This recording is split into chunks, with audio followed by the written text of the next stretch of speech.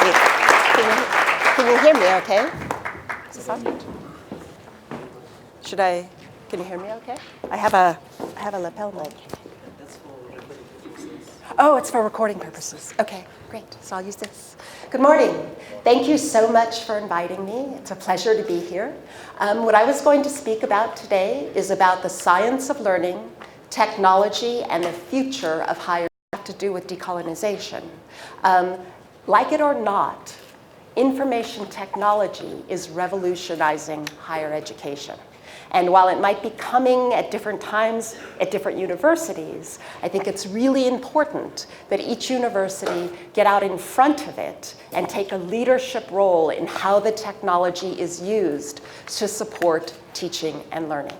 So I want to talk a little bit about technology and the science of learning and engage us in a conversation about how you can step into a leadership role in how technology is used to support teaching and learning. So whenever I talk about this subject, I always start in the same place. I start with the learner. And some of the things we know about learners is that they are incredibly diverse. They're racially, ethnically diverse, religiously diverse, gender diverse, age diverse, gender identity diverse, country diverse. All of these dimensions of diversity are important to consider when one is thinking about designing a learning experience. But in addition to those dimensions of diversity, we also need to consider diversity in the students' background knowledge, what they come into our classrooms with the kind of background that they have, the skills that they have available, and even their goals, why they're in the classroom to try and learn to begin with. And in addition to those dimensions of diversity, we also need to consider the meaning that the learners are making out of their experience. Every learner could have the same experience, but make meaning and interpret it completely differently.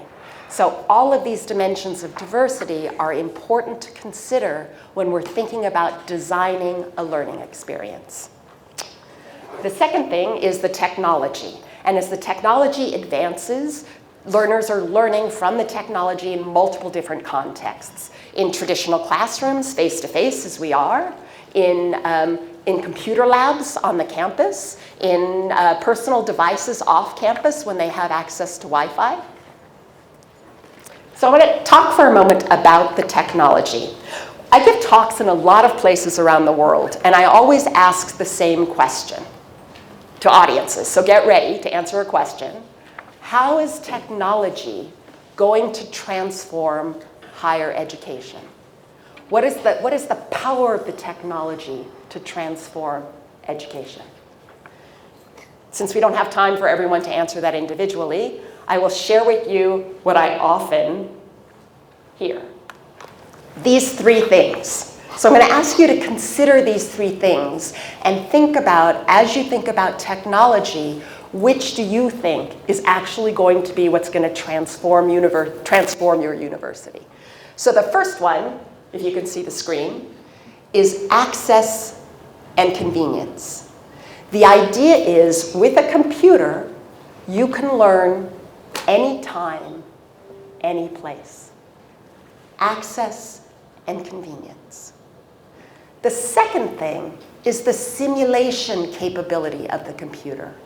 We can do things with a computer that are very difficult to do in a human-to-human interaction. A lot of the virtual reality technologies. We can have students who are learning to be engineers actually construct and build a bridge, drive things across it. The bridge collapses, and nobody gets killed. But the students learn from that simulation experience. So simulation is another big power. The third power is connection. These computers are not just individual tools. They are connected to an internet. So you can connect your learners to other learners, to resources all over the world. You can connect them to the world. So now think for a moment. If I had to ask you, Which one of these do you think is what's going to transform education? Which would you vote for? Okay, so I want you to raise your hands. How many think it's number 1? It's the access and convenience. Raise your hands high if that's what you think. You have to just pick one. Okay. How about the simulation capability? Seeing the things that you can do with the computer. Okay, a little more on that one. How many people are like, oh no, that's so 20th century. The real power is connection. Okay, how many of you think, well, 2 things. I wish you had all of the above. How many would have voted for all of the above? Okay, how many would have voted for none of the above? How many of you are thinking, Candace, we hear you're a professor of education. Why are you giving us a crummy multiple choice question? Okay, how many of you just don't raise your hands when someone asks you to raise your hands? Okay, so I agree with you. It is a crummy multiple choice question, but I'd just like to get a sense of where the room is about what you think the power is. And I agree with those of you, most of you, who said it's all of the above. But actually, I would have voted for none of the above.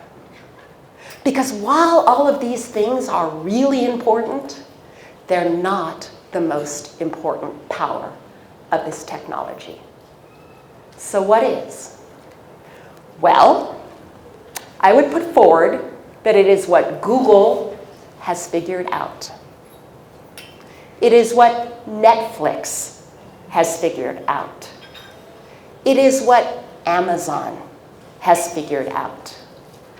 The power of these technologies is not using them just to push stuff out. It is pushing them to the interface, to that computer interface. Because in the computer interface, what can we do? We can observe the learner. So Amazon, Google, Netflix, if you use them, they are observing us in their interfaces all the time. Why? Why? Why do they care what we're doing in their interface? Yeah, they want to understand us so they can market to us better. So you might think, oh, Candace, that is really creepy that you are talking about using that technology in that way. But I'm not talking about using the technology to understand students better as consumers, which is what Google's doing.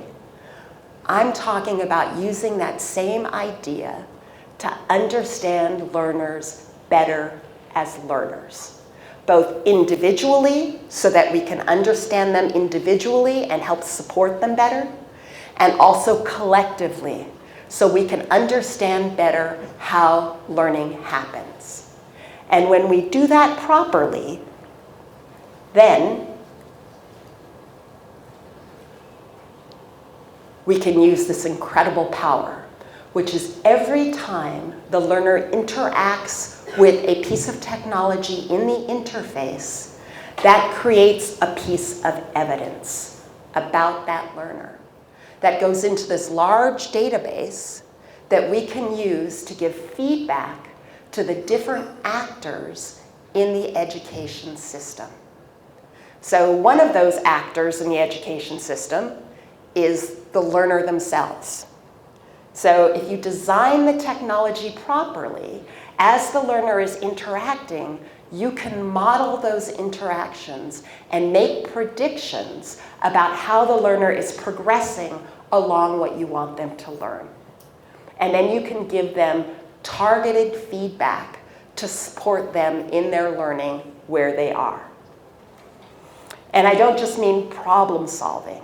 You can also create environments that put learners in authentic contexts and ask them to solve real-world problems and give them support as they're solving those problems. This is an image out of an introductory chemistry course that we did, where rather than just teaching students stoichiometry, we put them in the role of a chemist to solve a real-world problem, which is the arsenic contamination of the water supply in Bangladesh.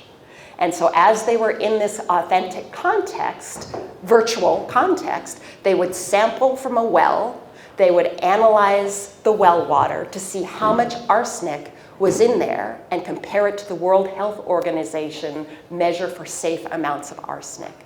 But the sampling would tell them how many moles of arsenic were in the water, and they would have to convert that to liters, to grams per liter, so that they could interpret the recommendation. And once they solved that problem, sort of spoiler alert, no matter what sample they took, it wasn't safe. It's because they had to get an unsafe sample so they could go to the next step, which is how do we solve the problem?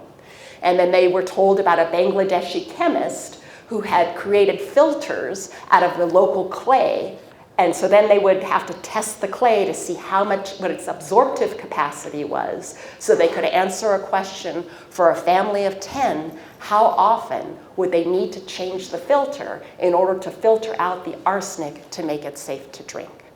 And all through that process, they're learning the tools of chemistry, but they're learning them in context, solving real-world problems.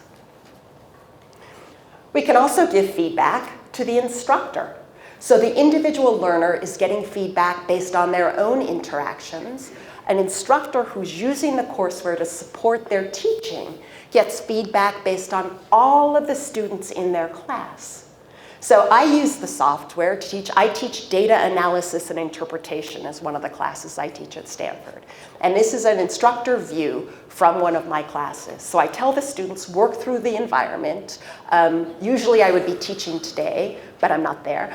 Work through the environment by 6 a.m. because I teach at 10 a.m. So I can look at the feedback to me as an instructor and see where are my students struggling on the outcomes that I care about. And I can click in and see for each outcome, where are each of the students and what concepts are they struggling with? And then I can design what we do in class today based on real insight of where my class is. The third feedback loop is to the design team.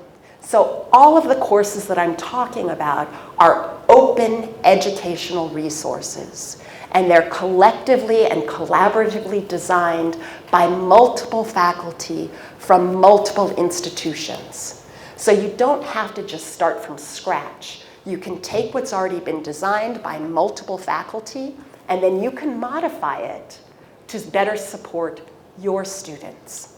And your modifications, hopefully, you would be willing to contribute back, so that other faculty who are using the courseware in other parts of the world can get the benefit of what you've contributed. So those that are working on the courses get the feedback from all of the students in all of the classes all over the world that are using it. So they can see what parts of the course are working well for what students in which contexts, and where do we want to focus the next round of improvement. And then why do we need to do this? Well, the last feedback loop is to the science of learning. And how many people do I have here who study human learning as your area? Okay, yes. So one of the things, if you go to education conferences, is there's often angry battles about how to design things to actually support learning. And you'll see these kinds of battles where no, you want to design something so a student is getting more foundational basic concepts. And other people will say, no, you need to put the students in authentic, real problems so they can learn the material in context. And you'll get these big battles about that. And then once you even make that decision, then you have to decide, is it better to give them focused practice or distributed practice? When you decide that, you have to decide, are you going to give them worked examples to study, you're going to give them problems to solve? So you can see it quickly gets exponential, the decisions you have to make. And this is again where the technology can help us, because to make that decision for every student at every point in time is beyond what an individual faculty member can make. So if we start building the science with all of the interactions from all of the learners all over the world, we can give better guidance about what to do next. And that gets us to the science of learning. And the sciences of learning that are involved is one of them is cognitive science, which is studying how students in cognition and learning. Closely related to that is neuroscience. And one of the things that I think people often don't understand is our brain is actually our most flexible organ. And learning and intelligence is actually just fostering connections within the brain. So how many people have heard, oh, there are people that are math people and people just who aren't good at math? Two kinds of people in the world. Math people, people who aren't good at math. Yeah? It's not true. Yes, there are some people that are like, off the charts brilliant. But for most of the people in the world, our brains are pretty much the same. And what makes the difference between a math person and not a math person is actually these connections that are formed. But the connections are formed by practice. So but oftentimes both teachers and students have this belief that, oh, I can't do that because I'm not a math person. And so they don't put in the practice in order to actually excel at math. I would argue that anybody in this room and anybody in any of your classrooms could excel at higher level mathematics. It's just a matter of support and practice. Which gets me to the other science that we look at, which is social psychology. Because a lot of these barriers are actually beliefs people have about the context in which they are in. So I won't go into great detail on the different social psychological things, but things around mindset, social belonging. If a learner doesn't believe that they belong where they are learning, their learning performance will greatly decrease. And there are small cues we put in the environment that signal to a learner that they belong or that they don't belong. And so really paying attention to how we're cueing and signaling to the learner whether we believe they can learn and whether we believe they belong is critically important to fostering learning. And the fourth science I'm going to talk about is computer and data science, because computer and data science is revolutionizing pretty much every other sector. These are just a few pictures of some recent innovations, like the game Go, that there is a computer that has recently been able to, that was the last game that we thought computers wouldn't actually be able to learn well enough to beat a human master. And a computer has beat a human Go master.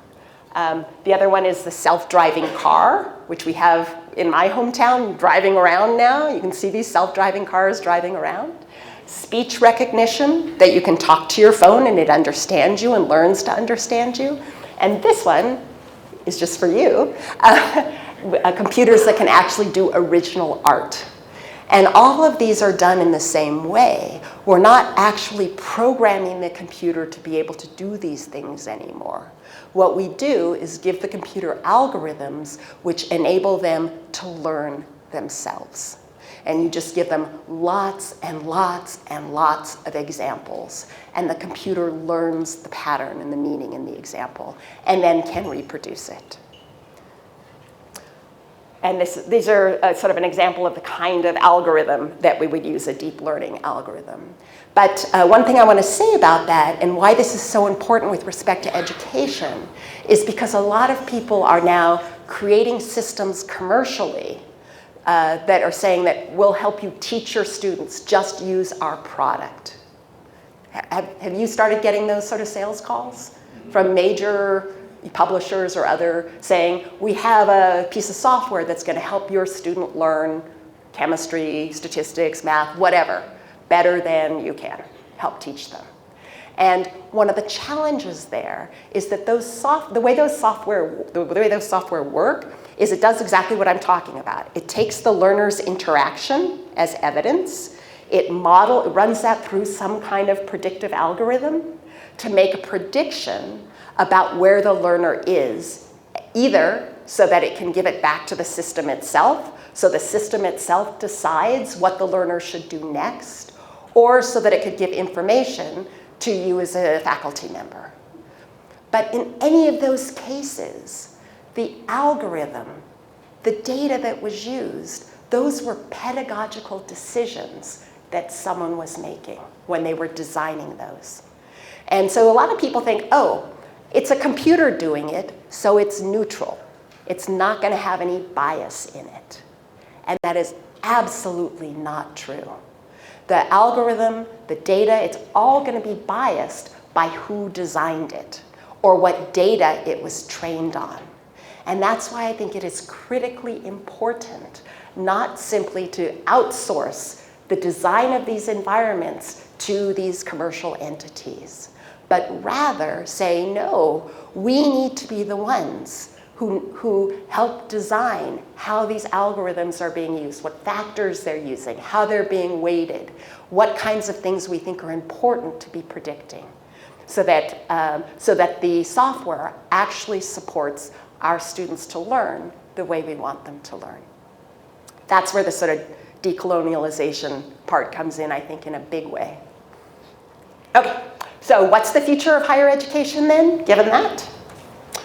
It is really taking hold of these different technology approaches to support teaching and learning by both using our theory, what we believe we know about human learning up to this point in time from all of our years of research, along with these new data-driven approaches, statistical modeling, machine learning, artificial intelligence, and combining that with the experts, with the faculty that are teaching, to build these better explanatory and predictive models.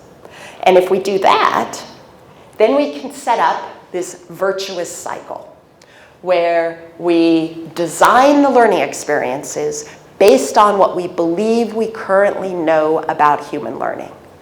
But then we use the technology to collect the data and analyze the data.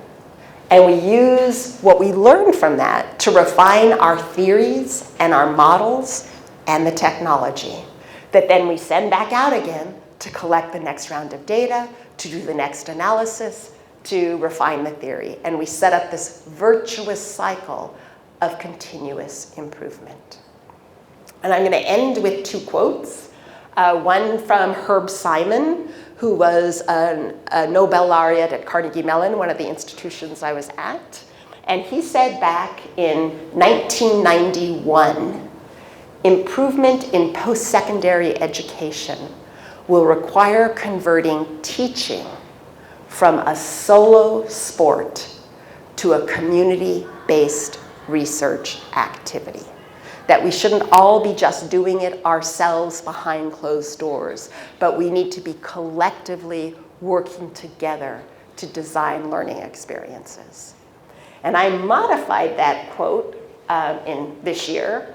Improvement in post-secondary education will require converting teaching and courseware and platform and analytic system development from a solo sport to a community-based research activity.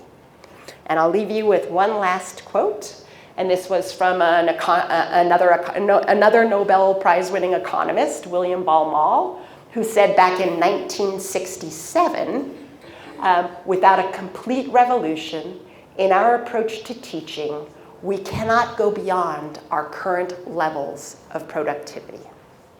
Now, I used to say when I would give this talk, such a revolution, given what I've shown you the technology can do, such a revolution is possible. I don't say that anymore because the truth is this revolution is happening. My question to you is still the same. If it's a revolution, who's going to lead it? And I would invite everyone in this room to step up and say, I want to be part of defining this and leading it. That's all. Thank you.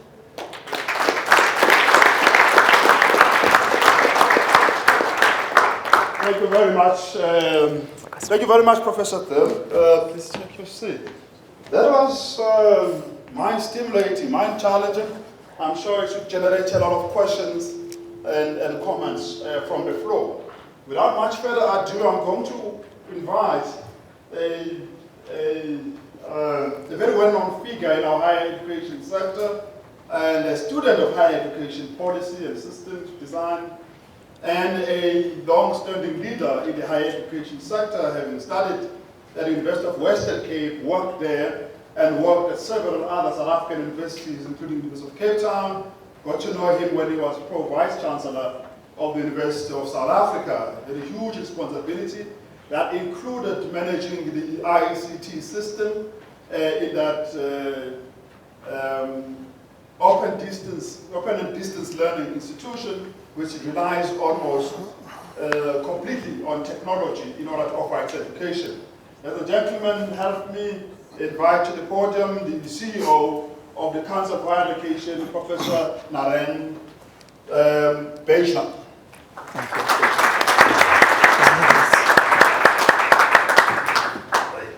Where's my professor? Okay, that's good, thank you. So do I need to use a mic as well? Yeah, I think you need to turn it on.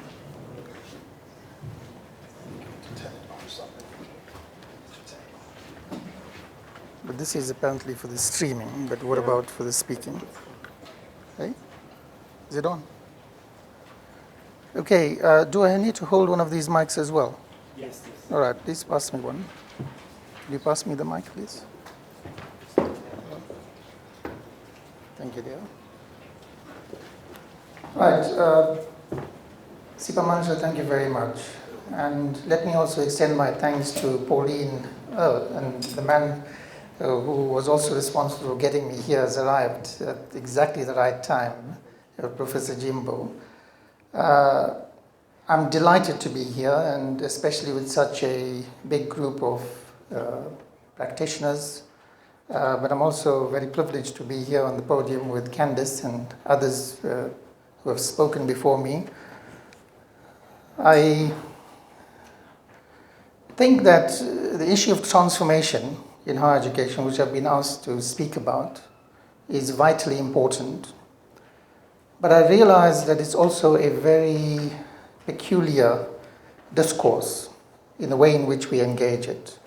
And it's a good thing that Candice went before me, because I think it juxtaposes what some of the international discourse and preoccupations are and what our own discourses are. And what brought it home to me in a very sobering way, and some might argue epiphanous way, was on Monday. I was at a lecture at the University of Johannesburg, and there's an international scholar who's based there, very well known, Jane Knight, you might know. And she said to me in a small group conversation that she went to this discussion on decoloniality and transformation, and it went right over her head. That's quite something. We've got a famous social scientist who says this to you. But nonetheless, I've risen to the task, and I think that the challenges we confront in the transformation of higher education have a long history, deeply embedded in our discourse, remain critical imperatives for us. And what I explore in this paper that I've prepared, aside from the imperative of transformation, I provide some of the background and the impetus behind it, and then I explore some of the dominant perspectives which have shaped the national policy discourse in particular, because that's my vantage point.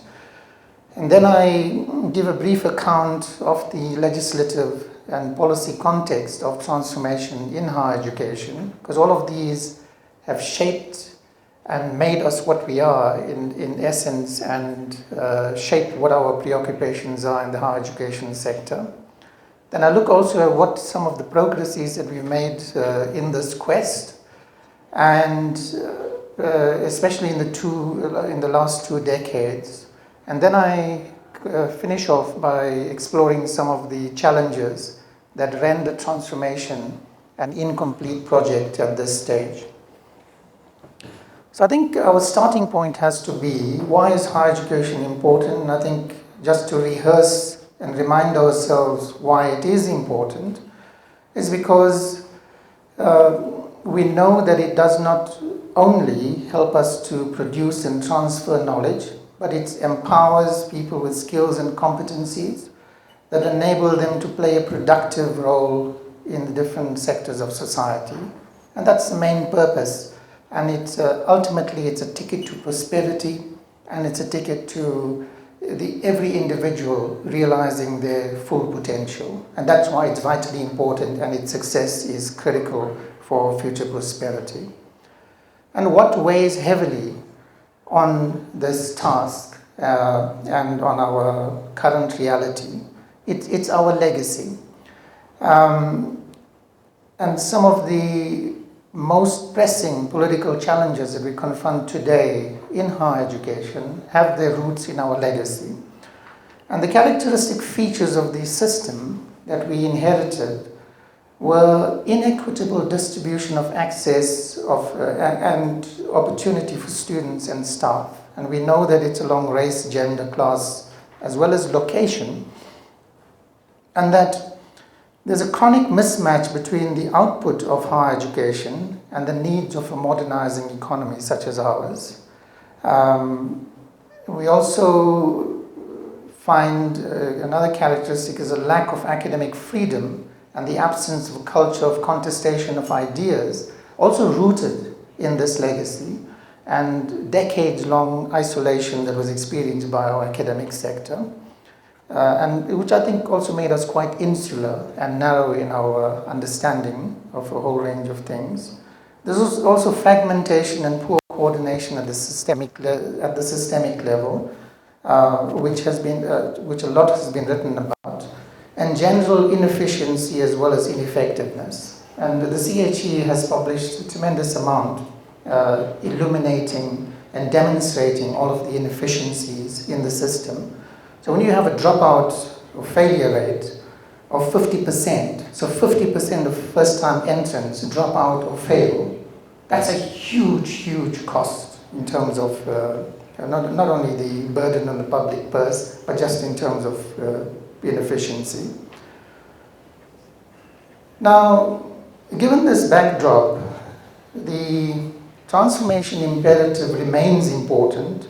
In fact, it remains in higher education a central imperative.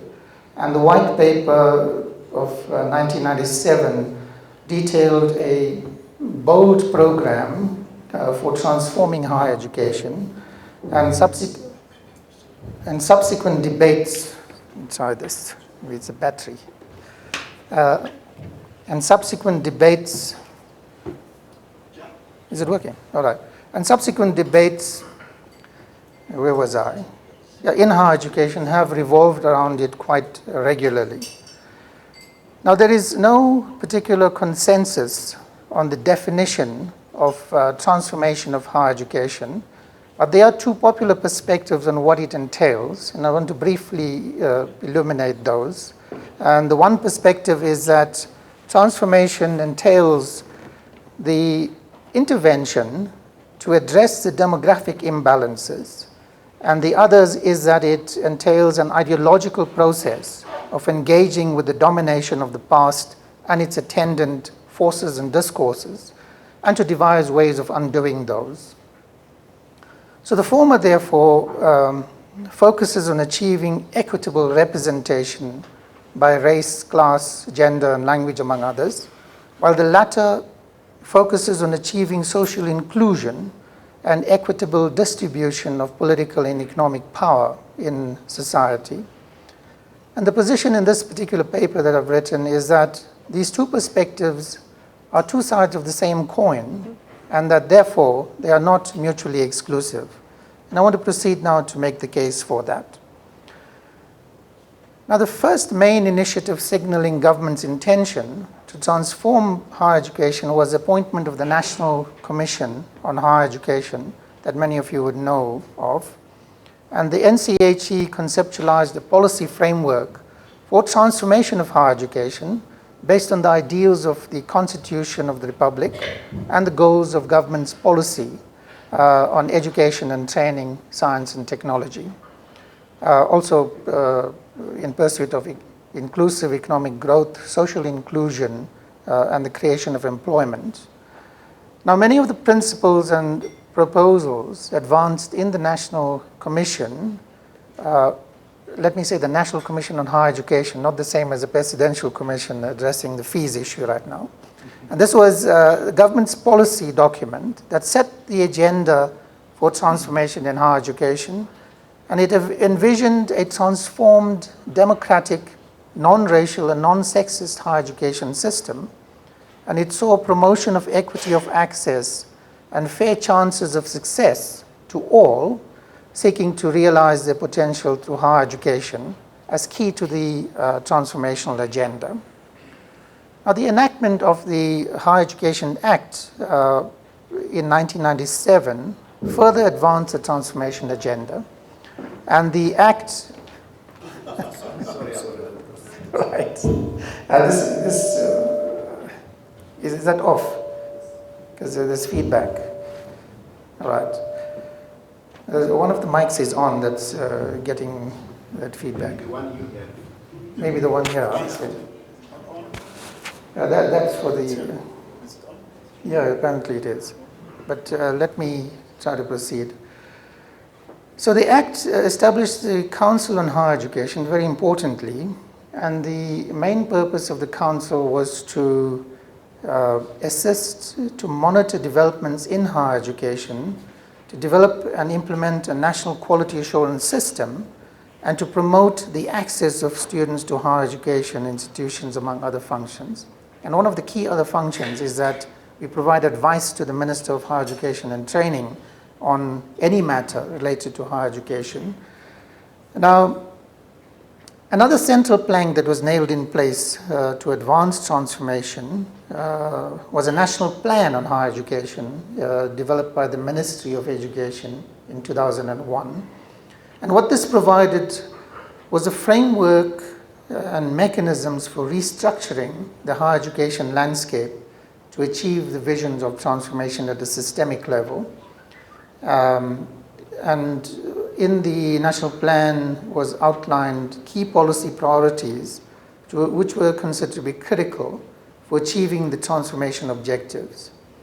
Now again, it reiterated a whole range of objectives, among them being to produce graduates with the requisite skills and competencies to meet the human resource needs of our country, to participate in the modern economy of the 21st century, to diversify the system in terms of mission and program mix in order to meet national and regional needs, recognizing that we have a diversity of needs and requirements, and that we don't want to homogenize the higher education, the higher education system. Now, it was also to foster collaboration at regional level, restructure the institutional landscape, and build new institutional forms. And these are all transformational objectives, which have been achieved to a greater or lesser extent. Yet another plank that was nailed in place was a National Qualifications Framework of 2008. And what this helped do was advance some of the policy positions that contribute towards transformation in higher education. And these include the objectives of creating a single, integrated and coordinated higher education sub-framework for all of the qualifications that are on offer in higher education. And that number is currently 11,000. 11,000 qualifications on offer in public and private higher education institutions. And the CHE is responsible for accrediting and re-accrediting each and every one of them. So it's an enormous burden that we carry. But it's one way in which we ensure the integrity of the qualifications and the value, and to ensure that anyone offering a program gives students and graduates a good learning experience, and that they're equipped with skills which are relevant and which can help them find employment or become entrepreneurs, whatever their choice may be. Now, the steady development of policy and regulatory instruments was added to by the Post-School Education and Training White Paper published at the end of 2013. And in this, it was acknowledged that while institutions are admitting significant numbers of students from the historically disadvantaged population groups, The challenge is that a large proportion of these students do not complete their studies for various reasons, and that range from underpreparedness to things like financial exclusion. And the issue of affordability and funding of students has weighed heavily on us, especially in recent years, and led to tremendous upheaval in our system. And it's not going to go away. As long as we have problems of inequality in our society, of the nature that we have, the income and the wealth gap, they are going to continue to weigh heavily and disrupt the stability of our institutions. Now, I'll turn a bit to the progress that we've made. So after 2 decades of implementing the legislative and policy prescripts on the transformation of higher education, there are some areas where progress has been registered, and some commentators contend that the current higher education system is now more integrated and coordinated. I think we might admit that.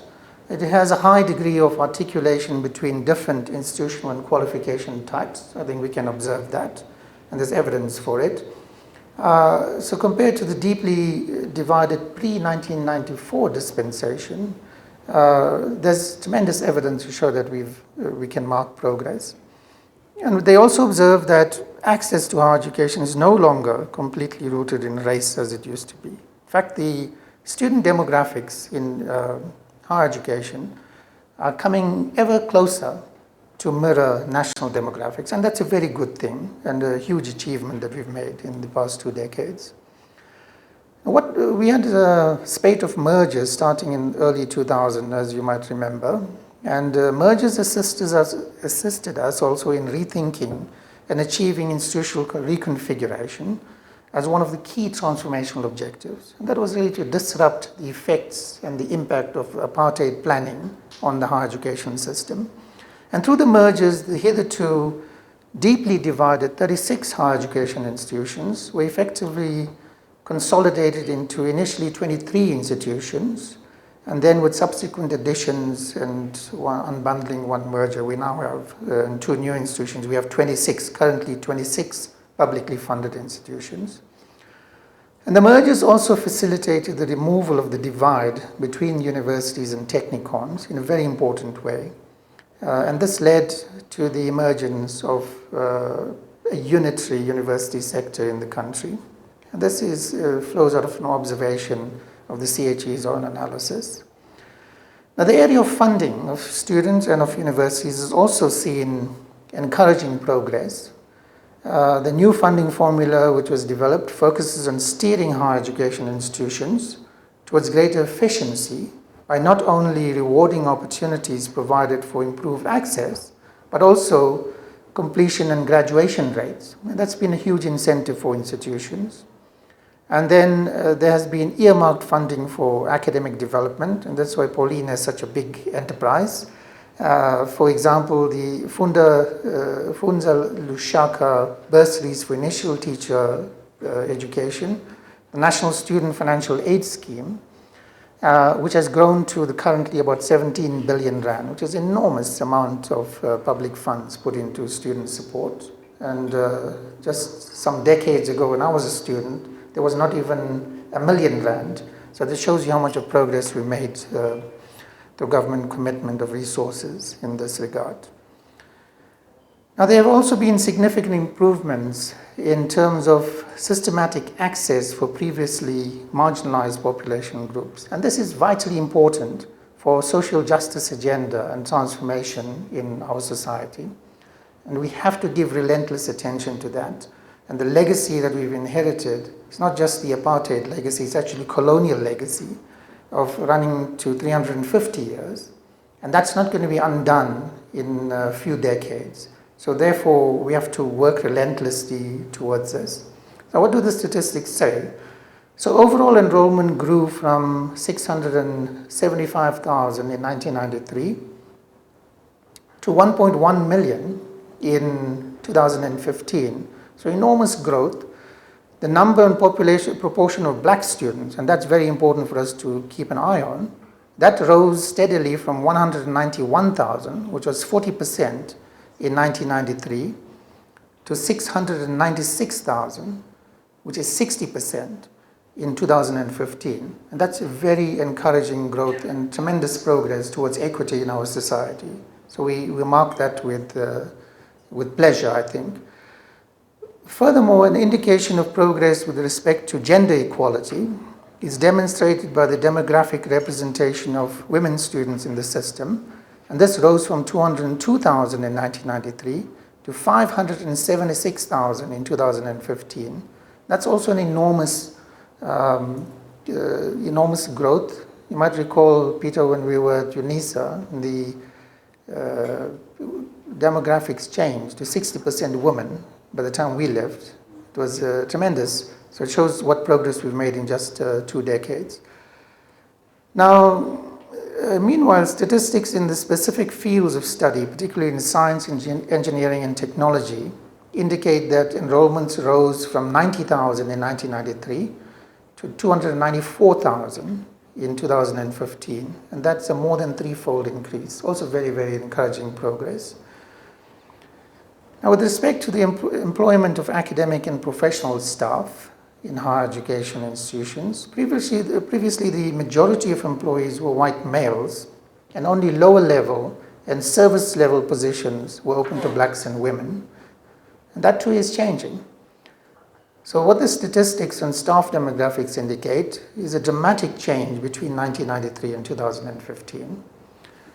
So for example, the overall composition of staff grew from 45,800 in 1993 to 144,560 in 2015, a 3-fold increase, which is very encouraging. Whereas the numbers, or student numbers, have just over doubled, the numbers of staff have almost trebled. So at a national level, there are now more black people employed in permanent positions in universities than white people. That also suggests that we are heading in the right direction, getting closer to the national demographics. Now I turn next to some of the challenges that remain and that will dog us into the future.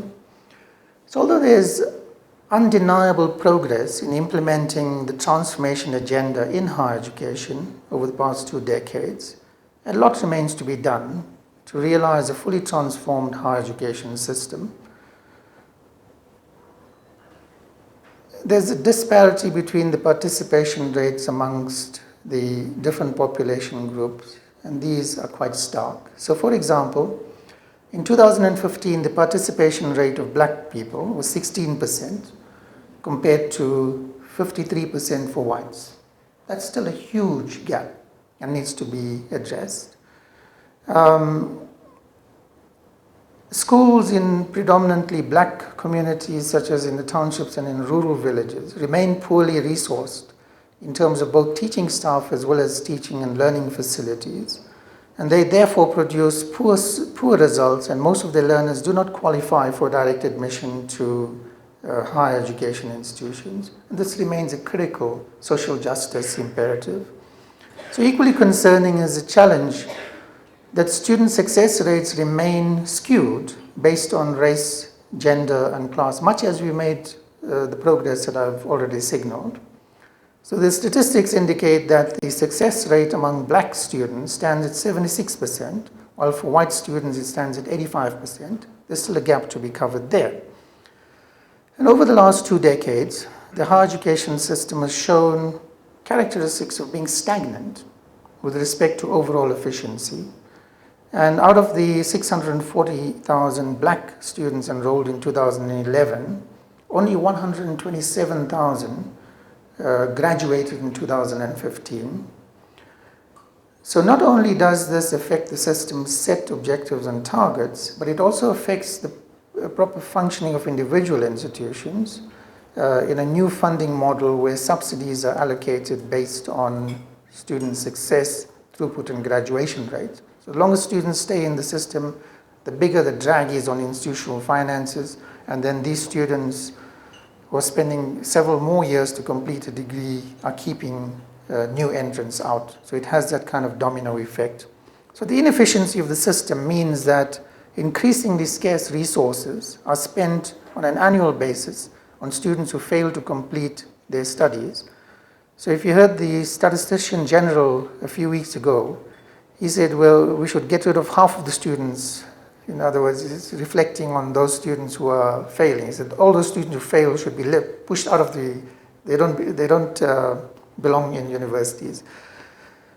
Now, the profiles of academic and professional staff in previously white universities have not changed much. So they remain predominantly white. And statistics show that in 2015, there were only 844 black people at senior management level compared to 1,261 staff. So the racial composition of employees and administrative ranks had black people in the majority, 35,460, and white people in the minority, 12,819. So there's been a major shift in that regard. So transforming the demographic profiles of staff in higher education institutions remains a huge challenge as well. Now, some concluding remarks. It is clear that there has been sustained focus on access to higher education, success through it, and representation of the different population groups, notably in the student demographics. And we have made tremendous progress as far as that is concerned. But the institutional cultures, the spaces within institutions, the curriculum, and I think that it's a subject, looking at the program, of much of this gathering and what you are preoccupied with. So the ideologies and the power relations, and these are not yet transformed, or certainly not to the extent which is desirable. And these remain at the sharp edge of institutional politics today at many of our institutions, and will continue to be so until we reach a point of equilibrium and equity. Mbembe argued that the epistemological bases of what is taught in South African institutions remain sheltered in a Western discourse that stubbornly refuses to open up space for new and much needed Afrocentric epistemes. And many analysts, notably Sodine, believe that the transformation agenda so far has focused on the easier aspects, whereas the difficult ones, which in effect form the crux of the matter, remain untouched or merely tinkered with.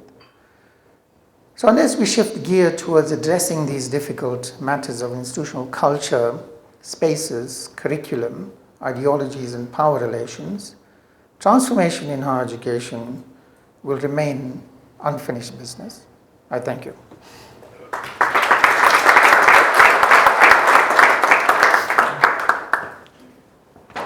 Thank you.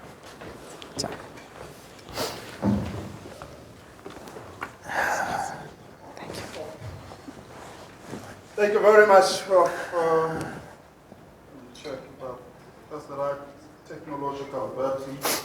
Yeah, that's fine. Thank you very much for taking us through the transformation landscape in South Africa, a very complicated and very tricky subject. But thank you very much. To help us discuss,